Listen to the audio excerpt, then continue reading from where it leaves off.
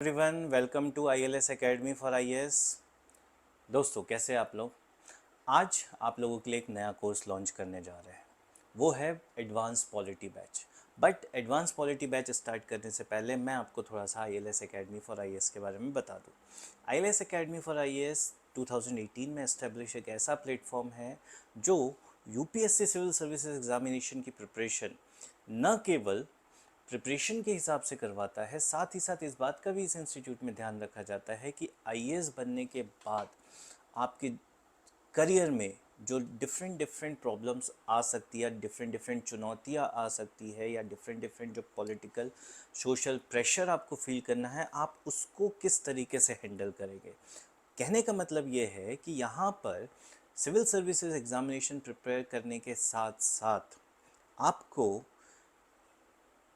Administrative pressure किस तरीके से हैंडल किया जाएगा उसके बारे में भी हम आपको गाइड करेंगे। ठीक है, किस तरीके से साइमुलेटेड कंडीशंस क्रिएट करके आप लोगों को प्रोजेक्ट रिपोर्ट्स देके, या फिर कोई ऐसी स्कीम्स डेवलप करने के लिए कह सकते हैं जो पर्टिकुलर एक सेक्शन के लिए हो। सो ILS Academy is not only for preparation of UPSC but also preparation of your career as well। यहाँ पर प्रीलिम्स मेंस इंटरव्यू तीनों फेसेस की तैयारी आप लोगों से करवाई जाती है। साथ ही साथ जो गाइडेंस आपको मिलेगा वो इंडस्ट्री के best faculties, renowned faculties, most experience faculties से मिलेगा। मैं हूँ Praveen, Pooja ma'am, Rohit sir, Kirti Bhushan sir भी थे हमारे साथ जुड़े हुए। ठीक है, so there were so many faculties, experience faculties who are mastered this industry और mastered the civil services examination preparation. ठीक है, सो यहाँ पर आप प्रिपरेशन भी करेंगे, साथ ही साथ उस प्रिपरेशन को एंजॉय करेंगे, और एक IAS एक IPS ऑफिसर किस तरीके से सोचता है वो सोच आपकी डेवलप करने में एकेडमी आपको हेल्प आउट करेगी। ठीक है, so basically why we have started with this polity right now, क्योंकि पॉलिटी एक ऐसा एस्पेक्ट है जहाँ पर सिलेबस बहुत इजी फील होता है, सब्जेक्ट इजी फील होता है, बट उसके बावजूद UPSC इस तरह से क्वेश्चन आपको फ्रेम करके देगी जहां आप गड़बड़ कर जाते हैं, या फिर आता हुआ क्वेश्चन भी आप गड़बड़ कर जाते हैं, गलत करके आ जाते हैं, कहीं ऑप्शन में कंफ्यूज हो जाते हैं, कहीं कॉन्सेप्ट नहीं क्लियर होते हैं। ठीक है, इस वजह से पॉलिटी का बैच हम लेकर आए हैं जो कि 2024 वाले स्टूडेंट्स के लिए बहुत ज़्यादा ज़रूरी है, और साथ ही साथ जो बच्चे 2025 में प्रिपेयर कर रहे हैं उनके लिए बहुत अच्छा है। अभी से प्रिपेयर कर लेंगे, प्रैक्टिस कर लेंगे तो 2025 में उनके लिए बहुत फ़ायदा होने वाला है। राइट, कोर्स की हाइलाइट्स में मैं आपको बता दूं, यहाँ पे आपका कंप्लीट सिलेबस जो होगा वो कवर किया जाएगा। साथ ही साथ जो प्रीवियस ईयर क्वेश्चंस UPSC पूछती है वो प्रीवियस ईयर क्वेश्चंस आपके क्लियर किए जाएंगे। किस तरीके से UPSC पैटर्न चेंज कर रहा है 2013 से लेकर 2023 तक की हम बात करेंगे। साथ ही साथ हर टॉपिक के बाद टॉपिक से रिलेटेड किस तरह के क्वेश्चंस UPSC आपसे पूछ सकता है हम उसके बारे में चर्चा करेंगे। मींस फॉर एग्जाम्पल अगर मैंने आपको प्रेसिडेंट पढ़ा है तो प्रेसिडेंट से रिलेटेड कौन कौन से क्वेश्चन UPSC पूछ रहा है, पूछ चुका है, या इसके अलावा और कौन से क्वेश्चन बन सकते हैं प्रेसिडेंट के टॉपिक से, वो सारी चीज़ें मैं आप लोगों को बताऊंगा। ठीक है, so PYQ discussion plus model test and polity based जो भी करंट अफेयर्स है आपका वो भी आपका यहीं पे कवर हो जाएगा। फॉर एग्जांपल जब हम पॉलिटी की बात करते हैं तो रिसेंटली आप न्यूज़पेपर पढ़ रहे होंगे, वहाँ पे आपको लद्दाख से रिलेटेड इशू न्यूज़पेपर में नज़र आ रहा होगा कि लद्दाख में प्रोटेस्ट चल रहा है। ठीक है, आपको दिल्ली में जो पॉलिटिकल टर्मोइल है वो उसके बारे में आप न्यूज़पेपर में देख ही रहे हैं। साथ ही साथ केरला से रिलेटेड जो न्यूज़ आ रही है उसके बारे में भी आप लोग न्यूज़पेपर में रेगुलरली पढ़ रहे हो। अब समझिए, स्टैटिको डायनेमिक की हम बात करते हैं पॉलिटी को।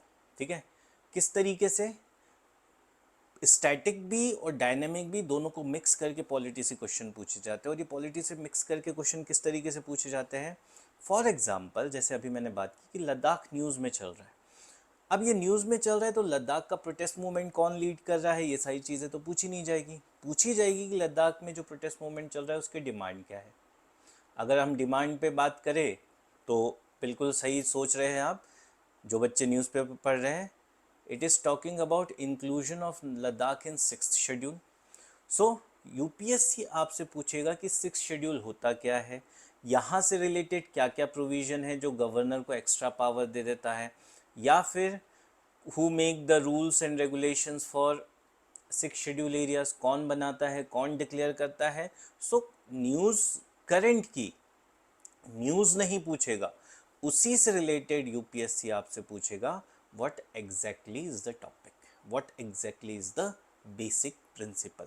इसीलिए पॉलिटी सब्जेक्ट हो गया, ज्योग्राफी हो गया, इकोनॉमिक्स हो गया, ठीक है, यहाँ पे dynamic aspect that is your current affairs को स्टैटिक सब्जेक्ट से कनेक्ट करना बहुत ज़्यादा ज़रूरी हो जाता है, राइट।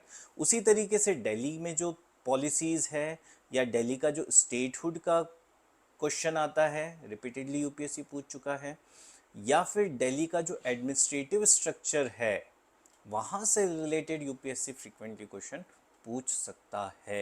ये प्रोबेबिलिटी बनती है जब जब न्यूज़पेपर में इस तरह से क्वेश्चंस आते हैं या इस तरह से न्यूज़ आ रही होती है। सिमिलरली केरला की यदि बात करें, अगर आप न्यूज़पेपर पढ़ रहे हैं तो केरला से रिलेटेड हमेशा पिछले कुछ समय से गवर्नर और सीएम के बीच की लड़ाई की न्यूज़ आप लोगों के सामने आ रही है, और ये लड़ाई रिलेटेड विथ व्हाट है, फाइनेंस ऑफ केरला, ठीक है। यहाँ पे अगर आप पढ़ेंगे तो आपको नज़र आएगा कि स्टेट ट्रेजरी इज़ डिप्लीटेड, बहुत ज़्यादा कम हो गई है, और जिसके लिए केरला डिमांड कर रहा है सेंटर से पैकेज, ठीक है, रिलीफ पैकेज। अब यहाँ पे बहुत सारे क्वेश्चन बन जाते हैं आपके, ठीक है। हमें तो सिर्फ न्यूज़पेपर में इतना आ रहा है कि केरला के चीफ मिनिस्टर क्या कह रहे हैं, केरला के गवर्नर क्या कह रहे हैं, या फिर सुप्रीम कोर्ट क्या कह रहा है, बट यूपीएससी क्या देख रहा है, आप इस पे ध्यान दीजिए, ठीक है। क्योंकि अगर आपने ये सोच लिया कि यूपीएससी क्या सोच रहा है, तो फिर आपके लिए प्रिडिक्ट करना बहुत ईजी हो जाएगा कि किस तरह से क्वेश्चन फ्रेम होंगे। इसी सिंगल कॉन्सेप्ट से समझिएगा, एक बनेगा पावर्स ऑफ गवर्नर, एक बनेगा फाइनेंशियल इमरजेंसी पे क्वेश्चन बन सकता है, या फिर जो सेंटर की तरफ से केरला को ग्रांट दी जाती है, ठीक है, that means the financial relations between centre and state, वहाँ से क्वेश्चन पुट अप हो सकता है 273, 275, ठीक है। This type of questions can be framed by UPSC. So आपको स्टैटिक सब्जेक्ट को पढ़ना होगा इस तरीके से कि आपका डायनेमिक एस्पेक्ट भी कवर हो जाए, ठीक है। और अगर आपने ये कवर कर लिया तो आपके लिए यूपीएससी में पॉलिटी सब्जेक्ट के क्वेश्चंस अटेम्प्ट करना बहुत इजी हो जाएगा, ठीक है। I will not go much beyond, but on an average अगर यूपीएससी आपसे 15 क्वेश्चन पूछ रहा है, सो अगर आप इस पॉलिटी सब्जेक्ट को इस स्टैटिक और डायनेमिक एस्पेक्ट से कवर करेंगे तो you will be easy to get 10 to 12 questions. That is what I am saying on the minimum side, ठीक है। मैक्सिमम आप 15 out of 15 भी कर सकते हैं, ठीक है, बट अगर आप इस स्टैटिक और डायनेमिक एस्पेक्ट से पढ़ रहे हैं तो आपके लिए बहुत ईजी हो जाएगा 10 से 12 क्वेश्चन करना 15 में से, ठीक है। So this is what the approach which with which polity needs to be prepared, ठीक है। अब आगे बढ़े तो ये देखते हैं कि पॉलिटी से ऑन एन एवरेज क्वेश्चन आते कितने हैं यूपीएससी में, ठीक है। सो आप देखेंगे यहाँ मैंने चार्ट बनाया है 2013 में out of 100 question in GS 16 questions were there from polity. Similarly आप 2013 से कंटिन्यूसली देखते चलिए, 14, 13, 7, 22, 13, 15, 17, 11, 15, 15 मीन्स आपको डबल डिजिट में ही क्वेश्चन मिल रहा है, और डबल डिजिट में भी आपको क्वेश्चन नियर अबाउट 15 क्वेश्चन मिल रहा है। किसी साल 22 हो गए हैं तो किसी साल 7 भी हो गए, बट ऑन एन एवरेज आपको 15 क्वेश्चंस पॉलिटी से मिलेंगे ही मिलेंगे, ठीक है। सो इस पॉलिटी में आप 10 to 12 क्वेश्चन ईजीली पिक कर लेंगे after attending this polity session, entire polity session, ठीक है। साथ ही साथ ये पॉलिटी सेशन आपका एक फिक्स सिलेबस से कवर होगा जो यूपीएससी ने दे रखा है। जब प्रीलिम्स के सिलेबस की हम बात करते हैं तो Indian polity is there plus some aspects of governance is also there. ये आपको समझना होगा कैसे। कॉन्स्टिट्यूशन आपको पढ़ना है, पॉलिटिकल सिस्टम किस तरीके से वर्क करता है ये आपको देखना है, या पॉलिटिकल सिस्टम में कौन कौन से कंपोनेंट्स है वो सारी चीज़ें आपको देखना है। स्पेसिफिकली पंचायती राज, अब पंचायती राज से अगर डायरेक्टली यूपीएससी क्वेश्चन नहीं पूछा, then UPSC will go for 5th schedule और 6th शेड्यूल, और UPSC will go for PESA act, right. और आजकल पिछले कुछ सालों से यूपीएससी इस एस्पेक्ट पे ज़्यादा फोकस कर रहा है, ठीक है, related with the policies, related with the rights, ठीक है। And this one as well, जो यूपीएससी का आजकल थोड़ा सा फेवरेट होते जा रहा है। क्यों फेवरेट होते जा रहा हूँ मैं इसलिए कह रहा हूँ क्योंकि अगर UPSC 15 question on an average पूछ रहा है तो इन 15 में से आपको 12 क्वेश्चन मिलेंगे आपको पॉलिटी साइड से, और 2 से 3 क्वेश्चन मिल जाएंगे आपको गवर्नेंस साइड से।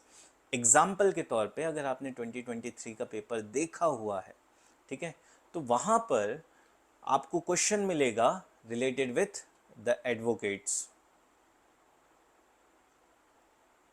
ठीक है। फिर आपको वहाँ क्वेश्चन मिलेगा related with the home guards, ठीक है। सिमिलरली आपको कुछ टॉपिक इंटरनल सिक्योरिटी के भी नज़र आएंगे, ठीक है, जो इंटरनल सिक्योरिटी में पढ़ते, लाइक जेल रिफॉर्म्स की हम बात करें, ठीक है। सो ठीक है, सो वो क्वेश्चन आपको आजकल प्रीलिम्स में नजर आए, that is the part of governance, right. तो वो यूपीएससी थोड़ा सा शिफ्ट हो रहा है गवर्नेंस को लेकर। मैं ये नहीं कहूँगा कि शिफ्ट हो रहा है, बट हाँ अब यूपीएससी गवर्नेंस से भी क्वेश्चन पूछ रहा है, और ये ऐसा इसलिए कर रहा है क्योंकि इंडियन पॉलिटी, अब जो बच्चे हैं वो बार बार किताबें, एक पर्टिकुलर बुक है जिसे आप बाइबल समझते हैं, ठीक है, वो पढ़ के, आपके कुछ फिक्स नोट्स पढ़ के, वो आप पढ़ के जा रहे हैं, तो यहाँ ये क्वेश्चन थोड़े से और ज़्यादा इजी होते जा रहे हैं, ठीक है। तो यूपीएससी अब वहाँ पे 2 से 3 क्वेश्चन आपके गवर्नेंस से ऐड ऑन कर रहा है, ठीक है, just maintaining that no matter how well you prepare will always be a step ahead of you, but it is not that much important.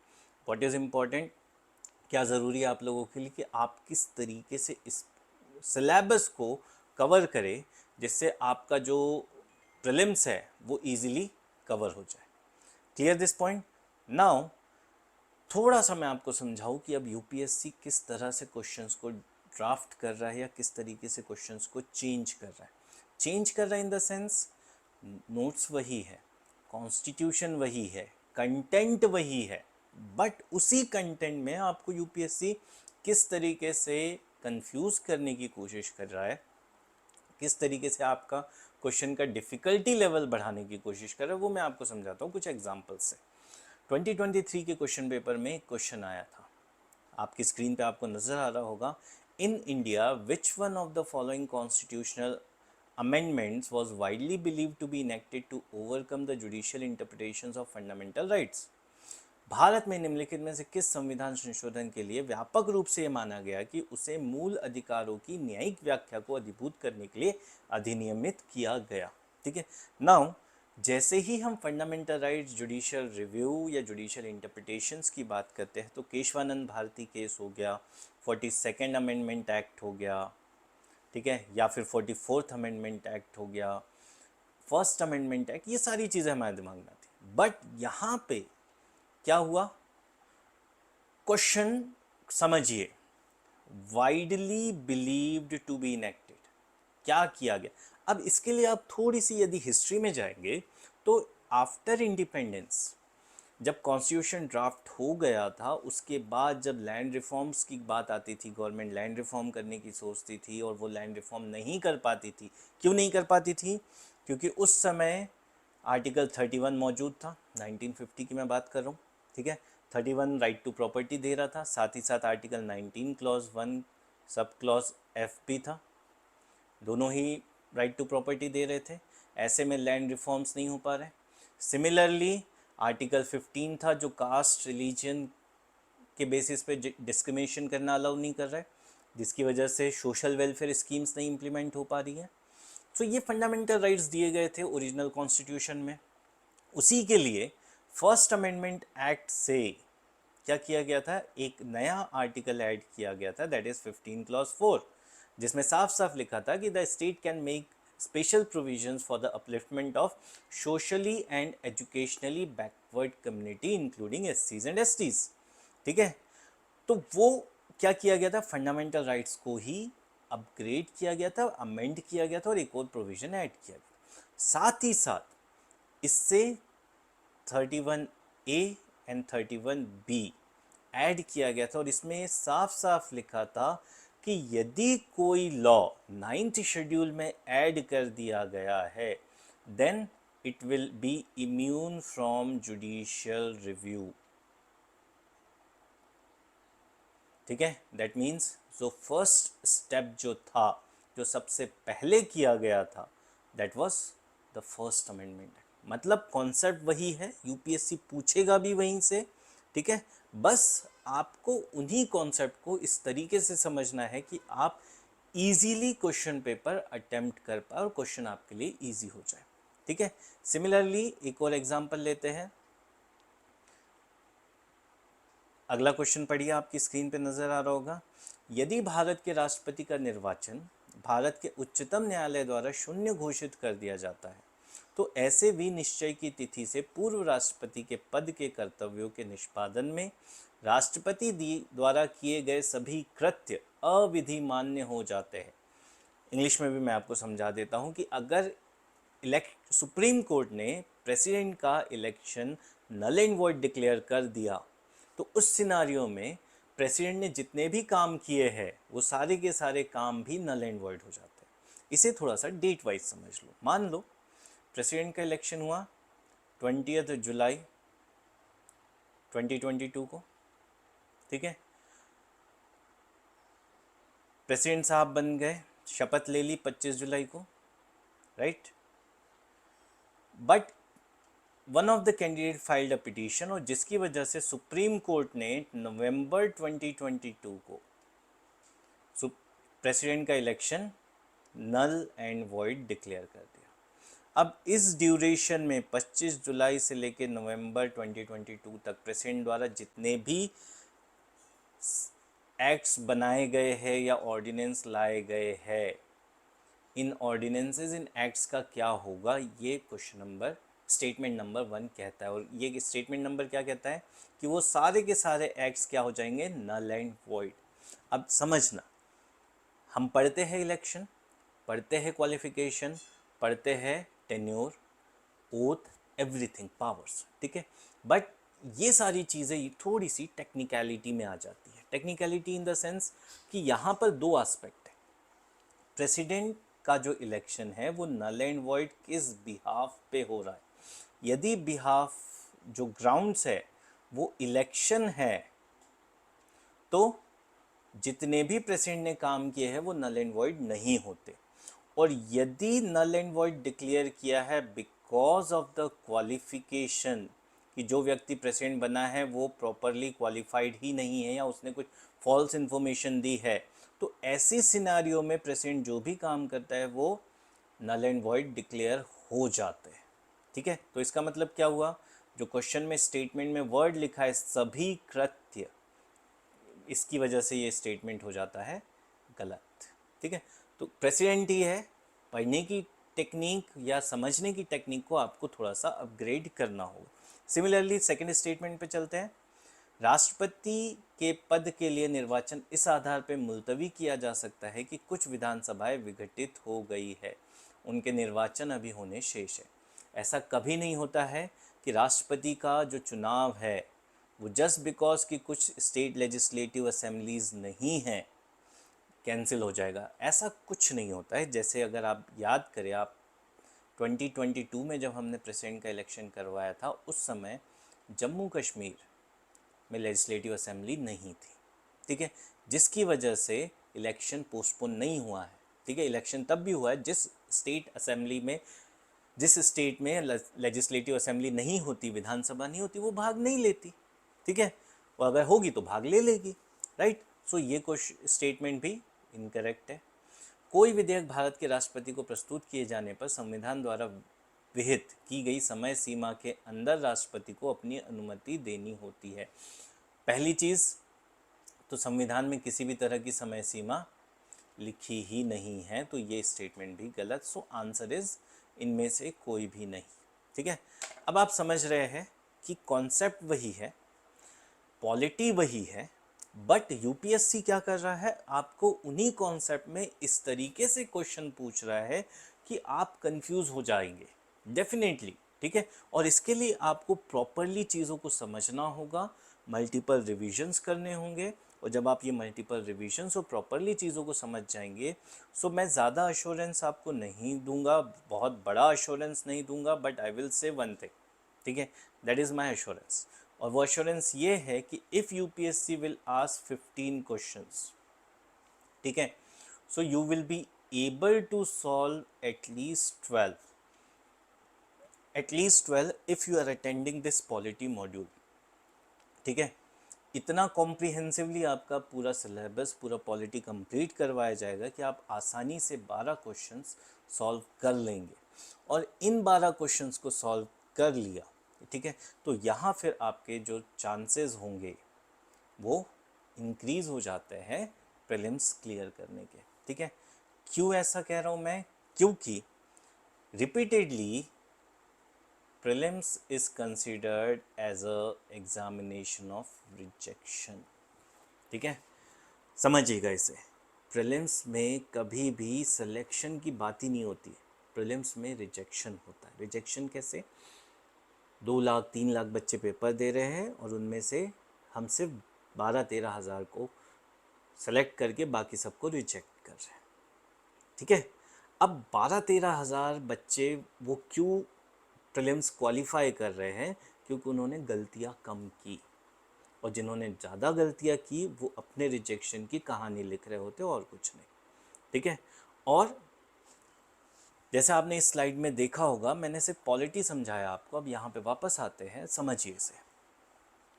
Core subject कौन से आपके, आपके कोर सब्जेक्ट है आपका हिस्ट्री, ज्योग्राफी, पॉलिटी, इकोनॉमिक्स। ठीक है, environment science and tech highly dynamic subject है, तो उसे हम डायनेमिक एस्पेक्ट में लेते हैं। कोर सब्जेक्ट आपके यही 4 है, और इन 4 कोर सब्जेक्ट्स में आप क्वेश्चन देखो कितने हैं, 14, 16, 15 एंड 14। चारों को हम प्लस करते हैं, ऐड ऑन करेंगे तो इट विल बिकम 59। ठीक है, और इस 59 क्वेश्चन में से अगर आप, ज़्यादा नहीं कहूँगा, सिर्फ 75% कहूँगा, 75% भी आप कर ले, so you will be able to get 45 questions correct, और ये 45 questions correct means you will score 90 marks. और अगर आप लास्ट ईयर का कट ऑफ देखेंगे, ठीक है, so cut off is somewhere around 90 only, मतलब आपके ये 4 कोर सब्जेक्ट ही आपको प्रीलिम्स क्लियर करके दे देंगे। बट अगेन ये 4 सब्जेक्ट किस तरीके से आप पढ़ते हैं, किस तरीके से आप एनालाइज करके पढ़ते हैं, और किस तरीके से आप इसकी प्रैक्टिस करते हैं, ये बहुत ज़्यादा डिपेंड करेगा, और ये बहुत ज़्यादा डिपेंड इस तरीके से करेगा कि आप पढ़ कैसे रहे हैं, किस तरह से उसकी प्रैक्टिस कर रहे हैं, और किस तरीके से आप उसको अप्रोच कर रहे हैं, राइट। और रिमेनिंग कितने क्वेश्चन है, 40% क्वेश्चन, ठीक है, जो यहाँ से आएंगे, जो यहाँ से आएंगे, जो करंट अफेयर्स से होंगे। ठीक है, ये 40% क्वेश्चन में, इस 40 क्वेश्चन में आपने अगर 10 क्वेश्चंस भी अटेम्प्ट कर लिए after negative I am saying, ठीक है, so in that scenario what will happen, 45 plus 10 it will be 55, you will be on a very safer side. ठीक है, very safer I am saying, और इसीलिए history, geography, polity, economics पे आपको ज़्यादा focus करना है, ज़्यादा ध्यान देना है। क्यों, क्योंकि यहाँ से आपके क्वेश्चन लिमिटेड सिलेबस से, ठीक है, बस आपको स्टैटिको डायनामिक कनेक्ट करना है, और स्टैटिको डायनामिक के साथ ध्यान से आप पढ़ लेंगे, आपका प्रीलिम्स क्लियर हो जाएगा, बस आपको गलतियाँ कम से कम करनी है। And that is why I am saying कि जब हम पॉलिटी की बात करेंगे तो हम कंप्लीट सिलेबस कवरेज पे बात करेंगे, हम PYQ डिस्कशन की बात करेंगे, हम मॉडल टेस्ट की बात करेंगे, प्रैक्टिस करेंगे, और उससे रिलेटेड जो करंट अफेयर्स है हम वहाँ पे भी करेंगे। इसके बाद पॉलिटी से कुछ बचेगा नहीं आप लोगों का, जो यूपीएससी जहाँ से पूछ सकता है, ठीक है। So that is what the brief introduction of the course, the syllabus and what type of questions UPSC आज किस तरह के सवाल यूपीएससी पूछता है, ठीक है। सो आप लोग यदि इस बैच को ज्वाइन करना चाहते हैं तो फॉर्म की जो लिंक है वो डिस्क्रिप्शन बॉक्स में आपको मिल जाएगी, आप उसे फिल कर दीजिए, ठीक है, and you will B enrolled, right. And साथ ही साथ अभी एग्ज़ाम तक मैं वीडियोस, करंट अफेयर्स के वीडियोस लेते आऊँगा, इंपॉर्टेंट टॉपिक्स जो करंट अफेयर्स के, और आई एम श्योर कि वहाँ से आपको रिपीटेडली क्वेश्चंस नज़र आ जाएंगे आपके प्रीलिम्स एग्जामिनेशन में। सो आप हमारे चैनल को ILS एकेडमी फॉर IAS को सब्सक्राइब कर लें, जो भी अपडेट्स आते रहेंगे आप उसे एक्सेस कर पाएंगे easily. Okay, that's all for the day, thank you.